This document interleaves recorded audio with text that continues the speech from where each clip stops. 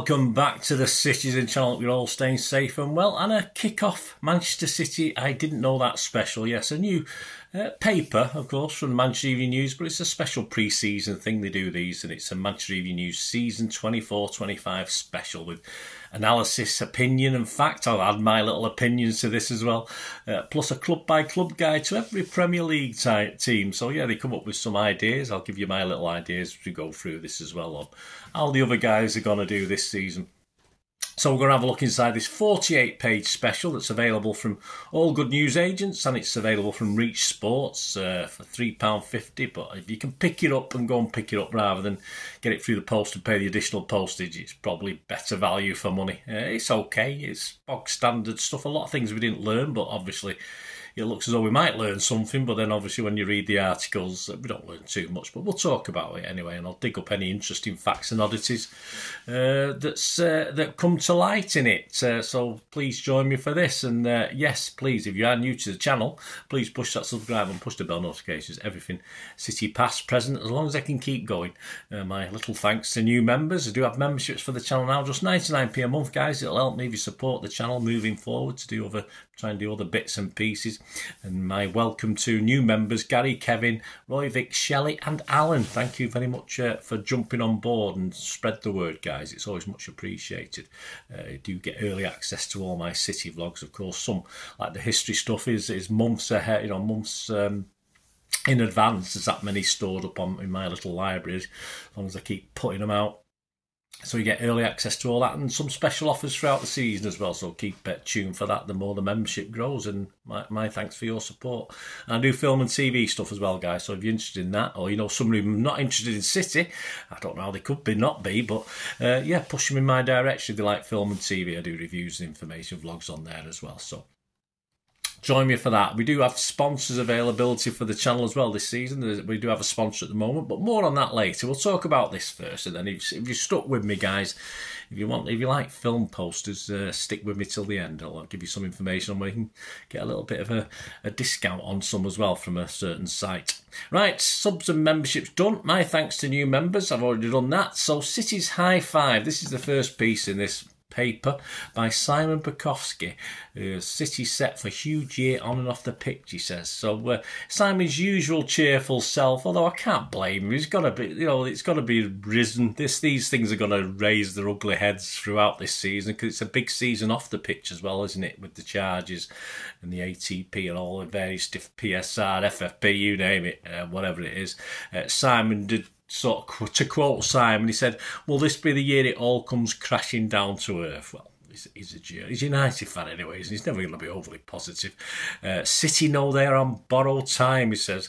And of course, he does mention the 115 fairly early on. But yes, with it, apparently, as I'm recording this, being brought forward to starting in September after this ATP. Is it ATP? I don't know what it's called now. This other thing where it looks positive for City.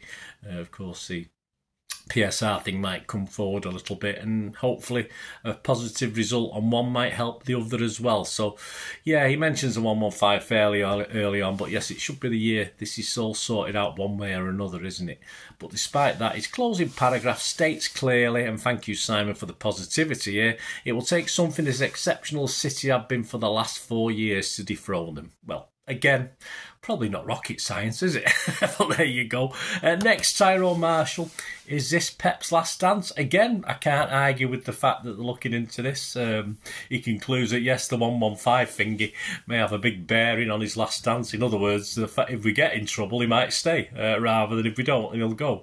But so who knows? Who knows Pep's mind? But like the rest of us, he's got no insight to Pep's mind. We can look at body language. We can do what we want. I mean, about 4 seasons ago, I told for most of the season, banging on that it was his last season then. So how much I know. But there you go. Pep's mind, we don't really know. So officially, who knows? So is it Pep's last dance? Possibly. Or might not be. But enjoy drinking in blues while we've got it. That's all we can do, isn't it?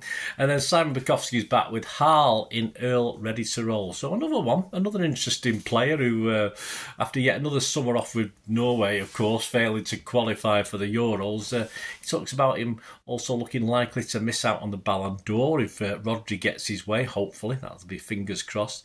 And Erling himself last season was critical of his own form, talking to his nation's press, etc. So Simon does suggest he needs to improve his record in the big games. I think we all agree that as well. And of course, as he enters his third season, he surmises whether it will be the end, or will it be his last season, or will it be extending. To me, it'll make a little difference even if he extends. It doesn't mean he won't go. So that's not a lot. It doesn't tell us anything anyway. And I think as the season moves along, we find out what's happening off the pitch. I think we'll see more on this, of course. So again, Simon's talking stuff that we all know anyway, and they can't really come up with any wonderful insight into it. And of course, Haaland may even go or stay while Pep's there and go when Pep calls it a day. Whatever happens, I think it's going to be an interesting season for Erling and 2 or 3 other players, actually, and Pep, of course, and City in general, because when they all go, we'll still be here, won't we? Or I'll hopefully still be here, as long as it takes. On to Joe Bray. Jack has to step it up and show he's still the real deal. Yes, they've used that headline a little bit. Yeah, Joe suggests after reaching the heights of the treble season, he is sort of back to square one. Again, I can't disagree with the sentiment. I can't disagree with that, with all to prove. And we can't really argue that, can we? Injuries, of course, was a problem. And already he's missed the Wembley Shield match, so that doesn't bode very well, does it? Another, of course, as Erling, there's other players with an interesting season ahead of them. Some players are coming to the end, of course, like people like Walker and sadly KDB. Bernardo never seems to end, does he, even though it's hinted. But again, an article on Jack that, I think most of us probably agree with or could have written ourselves. And then a little bit away from City, we get a general Premier League feel, which is interesting. Top 10 buys looks at who will be hits and misses of the transfer window so far. We've got the likes of Marc, who went from Chelsea to Villa. That's an interesting buy for Villa. Hutchinson, who went from Chelsea to Ipswich. They have recouped some money, so check my Pepsi 11 this week if you're watching this before the City-Chelsea game on Sunday. Ray of Brentford to Arsenal. And of course, the non-time wasting outfield player known as Onana, not the other idiot, from Everton to Villa. And of course, our Savvy from Girona. So yes, a little piece on those, some of the interests, some others as well, but I've just picked the big ones. Battle of the Bosses gives a rundown on the Premier League gaffers from Arteta to Slot. I don't need to say too much about that. Home sweet home, around the grounds. It looks at all the grounds for the Premier League. Apparently Emirates will also be the home of the Arsenal women this season. I don't think that's the first time that's happened. I know they played odd games there, but they will be playing all their games there. Villa Park did plan to extend to 50,000, but this was paused in December. I'm not sure the reason. Selhurst Park, they're in Europe. You've got Europe again, haven't they? Champions League. Selhurst Park has its 100th birthday this season. Yes, and it certainly looks 100. The last season at Goodison, of course, so there's going to be lots of emotion there. Anfield capacity is now 61,276, so after that grotty Anfield Road was redeveloped, but it's still pretty grotty all round, isn't it? Even so. Tottenham, the home to the NFL in the UK. And also home to the emptiest trophy cabinet in football. So well done, Tottenham Hotspur Stadium. Then a look at all the Premier teams. So it goes through them all, gives a page on each of how they're going to do. Arsenal, I'll give you a brief summary of what they think and what I think. Arsenal, Arteta won FA Cup and 2 Shields in 5 years. Only a Champions League or Premier League will do this season, I think. Villa have a welcome return to the Champions League, and Emery's stock is still high and he's still impressing people. Bournemouth, they need to repeat some of what they did last season, taking a few scalps on the way. They need more of that this season. Brentford, a lot of injuries last season, of course the Tony farce, so optimism is high for a better season for them. Brighton, a new manager, only 31 years old. Flipping heck, he could play, couldn't he? Obviously not. Hertzler, a tough act to follow from De Zerbi, but they've done it before with Potter, etc., when they've moved on, so fans will be hopeful, as they always are in Brighton. They're always a bit bit big-headed. Chelsea, Parma to kick on again. And Maresca, of course, ensuring his players need to pull in the right direction will be a hell of a challenge. It took Pochettino long enough, and by the time he sorted it, he got sacked. So good luck, Maresca, with that one, as long as it doesn't start on Sunday. Palace, for the first time in a while, the fans at Selhurst are pretty excited about the season. They're not just going for a bloody good sing-song and a bounce about. Glasner is finally seemingly getting the best out of a team that has always had underutilised talent. Yeah, I think I've said that for a couple of seasons. You know, you kept getting the old guy back and stuff like that. I thought, you know, you've got potential there. They just need to actually move on a little bit. And finally, it looks as though they might find it. Now I've said that, they'll probably get relegated, but finally you might see a little bit more from Palace, although, as I say, it's not a ground we enjoy visiting. Everton, the final season at Goodison, and once they may not be looking over the shoulders, I don't think they'll have, unless you get point deductions, but I don't see any problems this year. Fulham without Mitrovic, of course, last season was a struggle, but Silva had enough to work with, and he can only improve them away from the cottage. I think they'll be okay again. Ipswich, 2 on the trot promotions, high optimism, which is bound to be, but they'll need to ride that positivity in early games. Apart from that match day 2 trip to us, of course. Leicester don't want to be a yo-yo club, and they're back where they think they belong. Their end of season was not as good as the start, and of course PSR problems, money problems off the pitch may stymie their need for investment, but they'll need a good start as well. Liverpool have got Slot, of course, similar to Klopp as far as football ideology, I think. But unlike Klopp, he's a pretty good entertainer and not an arse in front of the camera generally. So unless that changes, probably will when he's been there long enough. Another team that'll be interested to watch in the early outings, hangover or a new manager bounce. We'll have to see on that one. Well, United, they'll win everything again. Well, not the Shield, obviously, but they'll win everything else again, of course. Newcastle, no Europe to worry them, and take the time midweek, and hopefully not the injury problems of last season. And of course, better than 7th is surely not an unreasonable target. If not how, it's how long for how, isn't it? Forest did well despite points deductions. Home form always the key. They show a bit more resilience. It could be better than a 16th and 17th finish so far in the last 2 seasons to keep up that home form as well. Southampton, Russell Martin, optimistic, and he needs to carry on building his project. Has been so far so good against sometimes Saints fans who don't expect too much, get a bit disappointed. Tottenham, well, they'd take anything, won't they? Otherwise, a chatty Australia may be in a little bit of trouble. West Ham, they've got an ex-Real Madrid boss, so hopes are high that something will rub off there. No European football, of course, so could possibly take advantage and get back up there to try and compete for Europe again. Finally, Wolves, yes, if O'Neill can keep his players. A number are still wanted as I'm recording this by other Premier League clubs. A lot of them obviously just lost someone to Chelsea, haven't they, which was a blow. And he's trying to build something. He's got plenty of talent still. A top half finish may be in sight again for them after a couple of disappointments. But can anyone topple City? That was the argument. The key battles at the top and bottom. Well, they think. I don't disagree too much with this. This is the top. Battling for the top: City, Arsenal, Liverpool. I also think an outside chance of Chelsea. In Europe, the Manchester Evening News reckon Villa, Spurs, Chelsea, United, Newcastle and West Ham will battle that one out. And a top half place: Palace, Bournemouth, Brighton, Everton, Fulham and Wolves. And survival is going to be between Brentford, Leicester, Ipswich, Southampton and Forest. I think, unless Fulham get themselves sorted out, they might get dragged into it, but I can't see too much to argue with there. I'm back with a bang. Some memorable first weekend Premier League encounters. No City ones, so I wasn't interested in that. The ones to watch, the tasty matchups, well, City's anyway. For us, United away, Arsenal away, Villa away, Chelsea away. It's not rocket science, is it? What about Liverpool away?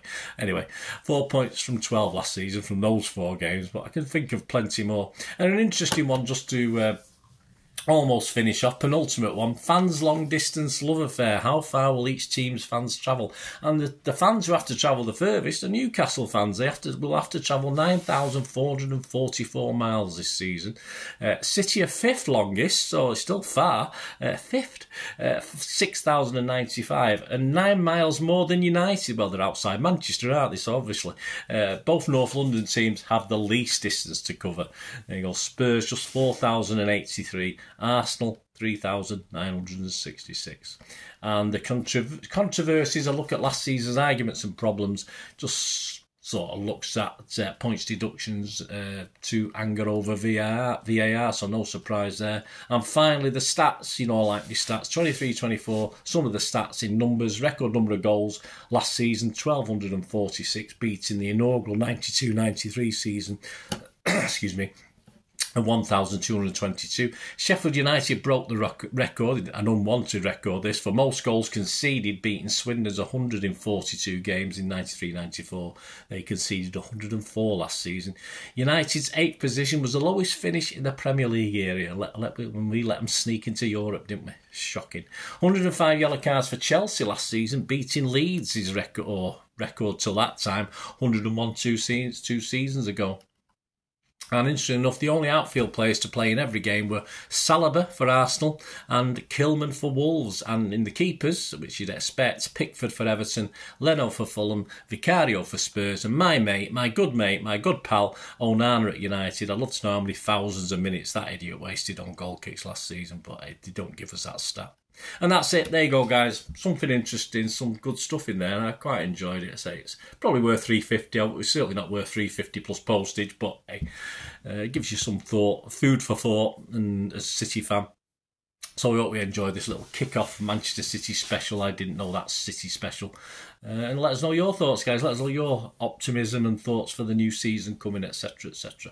I did say, didn't I? I'll just let you know, if you're into your films and TV, Piat 6505 sponsor this channel at the moment, my film TV channel and the Citizen channel. So, well, thank you for them, Piat 6505. And they sell rare movie posters from the 1990s and 2000s. So if you've got a favourite actor or film from that era, have a look. They are adding to the list all the time, almost 600 items on the shop. Piat 6505 at eBay. So there's a link in the description below. Just copy and paste it, go straight to the shop. So they're into it all the time. They do have some rare and classic films as well, DVD films. So, although DVDs are becoming popular again, I believe, I've heard. Sales are now rising again because of the way streaming sites are absolutely ripping everyone off, and you would, you know, you only have to ask me. It's bound to happen, wasn't it? Once they get the domination and get the monopoly on it, that's how it is. So you've got your favourite films. Don't rely on streaming sites. Go out and buy them. So anyway, have a look at the site, guys. And if you do place an order, my socials are on screen there, guys, as well. If you do place an order, just mention me, and you'll automatically get a 10% refund on the cost of the product. So it's great for gifts. Treat yourself or treat your friends, and they're great for framing the posters as well. So $8.99 they start from, and allowing for the postage and packing, which is included, and of course the eBay cut they take. They're not making a lot of money, Piat 6505, so give them your support, guys. And as I say, I always ask them as well if there's anything they haven't got, just see they've got it, because I say there's lots of stuff not listed yet. So they'll be happy to do that. But just mention me, you'll get a refund as well. And if you're interested in sponsoring this channel or the film and TV side as well, or both, or one or either, just contact me through the socials and we can have a chat. Well, there you go, guys. I'll be back pretty soon with more City stuff, of course, as the 24-25 season gets underway. It'd be great to have your support and have your thoughts and comments, as always. And as I said, membership, if you join, wonderful, thank you. And my thank you, to, as I said earlier, to all the new members of the channel. It's much appreciated, and it helps me going forward. Thanks for watching, guys. Until we meet again, I'll never ask one thing, don't I? Please stay safe, everyone, especially you Blues. And simply, come on, City. Bye for now.